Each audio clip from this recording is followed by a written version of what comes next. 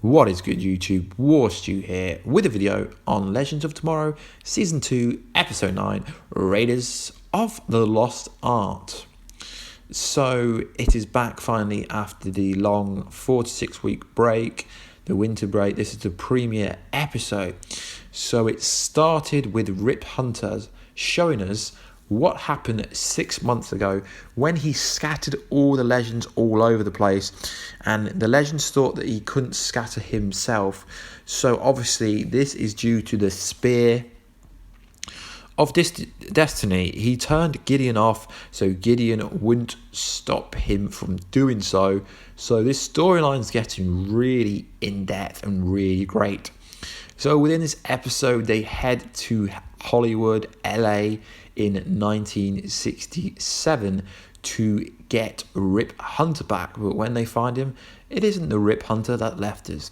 So he is directing a movie about this person called Rip Hunter, and we see Rip Hunter, we see Vandal Savage. So the stories are essentially what happened during season 1, but he thinks it's just a figment of his imagination. But it's really what happened. Us as the viewers know this. So throughout this episode, we have George Lucas, well, the young version of George Lucas, who made the Star Wars and made Indiana Jones. So this isn't really an Easter egg because it's apparent throughout the whole episode that it's kind of Star Wars centric. So they get into a massive fight to try and get Rip. Damien Darhk turns up and Malcolm turns up. So Professor Stein, Dr. Stein, I know it's one of the two, turns up. He has to pretend that he's his doctor and that he's a loony and that he's kind of has dreams about people from the future, etc., to get him out.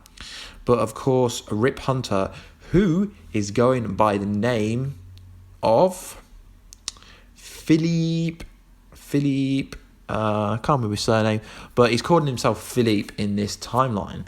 So he doesn't believe about time travel, doesn't believe about there being like a futuristic wave rider until he sees the wave rider and then he faints, which is kind of cool, but we've seen this in the trailer, so we knew this was coming. So when Gideon is analysing his brain waves, or kind of physiological kind of being, she discovers that he has been reprogrammed into this persona of Philippe. This is most likely due to the Spear of Destiny or time scattering or something like that. I can't remember exactly what they said within the program, but that's just an overview of what was said. So we know Captain Cold is coming back into this program soon. He's going to be part of Legion of Doom. Legion of Doom is next week's episode, so he's going to have to show up soon. So Martin Stein catches Heatwave saying, "I love you," and obviously he's talking to Captain Cold, but Captain Cold isn't really there, so he thinks he's going like a bit insane. And then he tells him that when he was a Time Lord, Time Master, Time Hunter even, he was injected in something in his head. So Martin Stein kind of performs some brain surgery and realises the thing in his head wasn't active at all. So throughout this episode, Ray Palmer loses the ability to kind of get into the atom, and also Citizen Steel can't steal up because George Lucas, yes, another Star Wars reference if you like, doesn't believe that he's going to become a movie maker, so he quits that. So in order for them to save the day, he has to believe in making movies, and then when that happens, they get out the dumpster that Malcolm and Damien put him in, and then there's a massive fight scene in reverse. Flash turns up and goes, "Who shall we kill first?" I can't actually remember if that was said in this episode. And then Rip Hunter rocks out, but it's not the Rip Hunter we know. It's someone pretending to be Rip Hunter. And then there's a massive fight scene, and they get away with the Spear of Destiny and the amulet.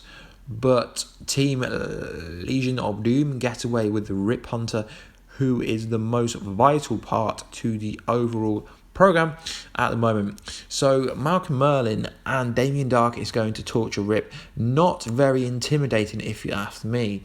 So he is after finding out where the final pieces of the Spear of Destiny are.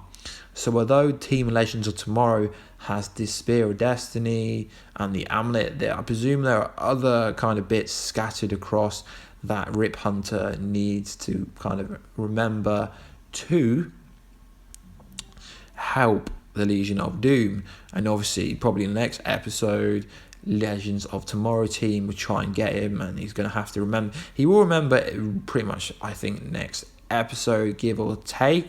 It was a really good episode, solid first episode back. I'm really looking forward to seeing it if Black Sire and Black Canary is going to end up on Legends of Tomorrow. We have had it confirmed that she will be on an episode before the end of the season. Anyway, guys, this is my video breakdown review on Legends of Tomorrow Season 2, Episode 9. So, yeah, Raiders of the Lost Ark.